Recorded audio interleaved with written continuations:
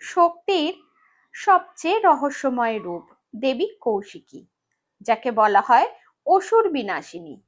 এই অমাবস্যার রাত শুধু পূজা নয়, তন্ত্র সাধনারও সবচেয়ে শক্তিশালী সময়। আসুন জেনে নিই কৌশিকী অমাবস্যা 2025 কবে, পূজার মাহাত্ম্য আর কিছু অজানা তথ্য। এই বছর কৌশিকী অমাবস্যা পড়েছে 22শে অগস্ট শুক্রবার।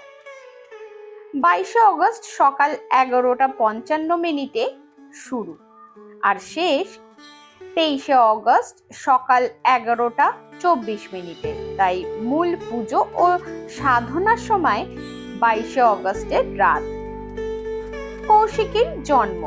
দেবী পার্বতী অসুর শুম্ভ নিশুম্ভকে বধ করার জন্য নিজের শরীর থেকে এক শক্তিরূপ সৃষ্টি করেন, তাকেই বলা হয় দেবী কৌশিকী। স্বর্গ নরকের দরজা খোলে।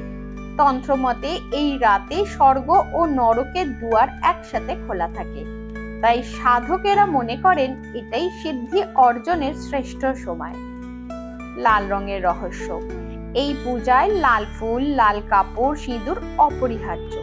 বিশ্বাস করা হয় লাল রঙেই দেবী কৌশিকী তুষ্ট হন। বিশেষ স্থান: তারাপীঠ, কামাখ্যা, কালীঘাট ও অন্যান্য শক্তিপীঠে এই রাতে হাজার হাজার ভক্ত সমবেত হন।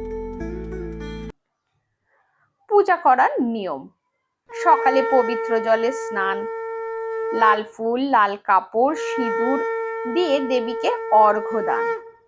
দুর্গা সপ্তশতী বা চণ্ডীপাঠ করলে শ্রেষ্ঠ ফল লাভ হয়।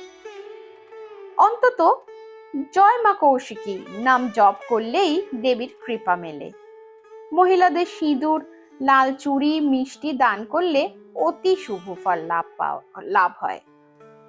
পূজার সেরা সময় 22শে অগস্ট রাত 10টার পর থেকে গভীর রাত অবধি। কৌশিকী অমাবস্যা শুধু এক রাত নয়, এটি শক্তির উৎসব। সাধকেরা পান সিদ্ধি, ভক্তেরা পান দেবীর আশীর্বাদ। তাই এই 22শে অগস্ট গভীর রাতে স্মরণ করুন দেবী কৌশিকীর নাম। তার কৃপায় জীবনে আসুক শান্তি ও সমৃদ্ধি।